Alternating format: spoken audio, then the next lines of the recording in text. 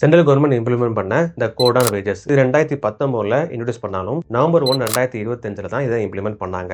அப்புறம் அந்த ரூல்ஸ்லாம் ஃபைனலைஸ் பண்ணி இப்போ ஏப்ரல் 1 2026 எம்ப்ளாயிஸ்க்கு வரக்கூடிய சேலரியில் இதை செயல்படுத்த போறாங்க. அப்படி என்ன செயல்படுத்த போறாங்க அப்படின்னு கேட்டீங்கன்னா, ஒரு கம்பெனி ஒரு எம்ப்ளாய்க்கு சிடிசி அப்படின்னு ப்ரொவைட் பண்ணுவாங்க. அதாவது காஸ்ட் டு கம்பெனி. இந்த எம்ப்ளாயினால ஒரு கம்பெனிக்கு ஆகக்கூடிய செலவுகள் அதான் காஸ்ட் டு கம்பெனி. இந்த சீரீஸ்ல இருந்து உங்க பேசிக் பே இதுக்கு முன்னாடி எவ்வளவு சதவீதத்தில் இருந்துச்சு அப்படின்னா 25% 40% இருந்துச்சு.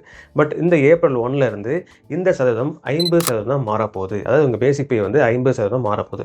ஸோ இந்த பேசிக் பே சேஞ்ச்னால என்ன ஆக போகுது அப்படின்னு கேட்டீங்கன்னா, உங்க பிஎஃப் வந்து இந்த பேசிக் பேல தான் 12% பிடிக்கிறாங்க. இந்த பேசிக் பே வேரியேஷனால அதிகமான பிஎஃப் வந்து உங்க அக்கௌண்ட்ல இருந்து போற மாதிரி இருக்கும். உதாரணத்துக்கு நீங்க பாத்தீங்கன்னா, இதுக்கு முன்னாடி ரூல் படி உங்க மந்த்லி சிடிசி உதாரணத்துக்கு 50,000 அப்படின்னு வச்சுக்கோங்க. அதாவது 50,000 அப்படின்னு வச்சுக்கோங்களேன்.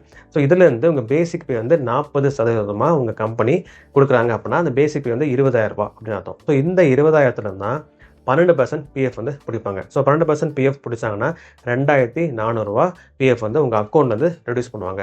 ஸோ அப்படி ரெடியூஸ் பண்ணும்போது ஓவராலாக உங்கள் கைக்கு எவ்வளோ வரும் பார்த்தீங்கன்னா 47,600.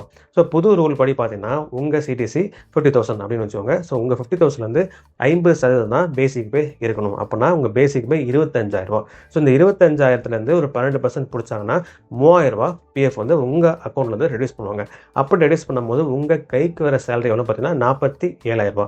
ஸோ பழைய ரூல் படி 47,600. ஸோ புது ரூல் படி 47,000. ஸோ டிஃபரன்ஸ் பார்த்தீங்கன்னா 600 உங்கள் கைக்கு வர சேலரியில் கம்மியாகுது. இப்படி ஒவ்வொரு சேலரிக்கும் வேரி ஆகிட்டே இருக்கும். ஸோ சில சேலரிக்கு 600, 1000, 2000, 3000 வரைக்கும் கம்மியாக இருக்குது. வாய்ப்பு வந்து நிறையவே இருக்குது. ஸோ இதுக்கு வந்து கவர்மெண்ட் என்ன சொல்கிறாங்கன்னா, இப்போதைக்கு இந்த மாதிரி சூழல்கள் இருந்தாலும் பட் ஃபியூச்சரில் இப்போதைக்கு இந்த பிஎஃப் வந்து அதிகமான பிடிக்கப்படுறதுனால ஃபியூச்சரில் உங்கள் பிஎஃப்கான சேவிங்ஸ் வந்து அதிகமாக இருக்கும் அப்படின்னு கவர்மெண்ட் சொல்கிறாங்க.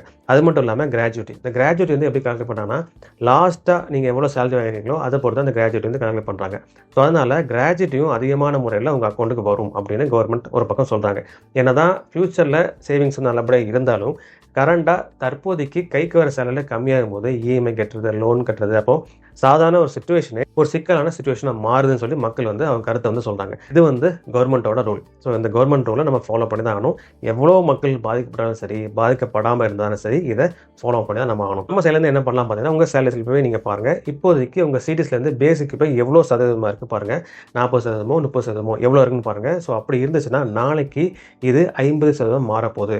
அப்படி மாற போகும்போது அட்லீஸ்ட் உங்கள் டேக் ஹோம்லேருந்து எவ்வளோ குறைய போகுது அப்படிங்கிற ஒரு ஐடியா உங்களுக்கு கிடைக்கும். ஸோ அந்த ஐடியா வச்சு அட்லீஸ்ட் நம்ம ஒரு ப்ரீ பிளான் பண்ணி வைக்கலாம். இதுக்கு இவ்வளோ ஒதுக்க போகுது, ஏன்னா இவ்வளோ ரூபா கம்மியாக போகுது, ஸோ இதுக்கு இவ்வளோ ஒதுக்கிக்கலாம் அப்படின்னு அட்லீஸ்ட் ஒரு ப்ரீ பிளான் பண்ணலாம்.